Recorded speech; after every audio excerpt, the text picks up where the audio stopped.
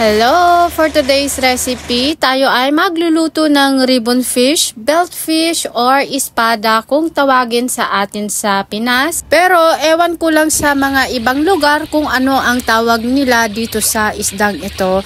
So kailangan lang nating hugasan ng mabuti itong isda at kapag nahugasan na, lagyan natin ng black pepper, konting nor powder at syempre lalagyan din natin ito ng konting asin, konti lang para hindi naman masyadong maalat. And then i-rub natin and make sure na lahat ay malalagyan ng mga pampalasa na ating nilagay. So kailangan na lang natin itong prituhin at maggisa tayo ng bawang at saka sibuyas at luya.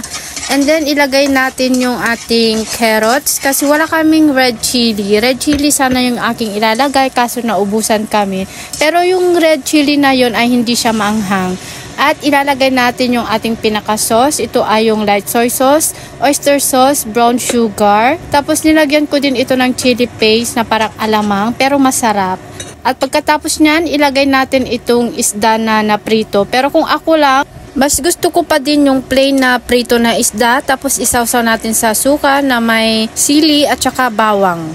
Kaso ayaw nila ng plain na prito lang. At syempre wag natin kalimutan itong tangkay ng parsley. Tapos yung dahon kasi isa rin ito sa magpapasarap sa ating niluluto. So pwede rin pala kayong magdagdag dito ng black tausi. Nasa inyo na po yun kung lalagyan nyo o hindi. Pero ngayon kasi hindi ko na siya nilagyan. So ganito lang yung aking niluto ngayon.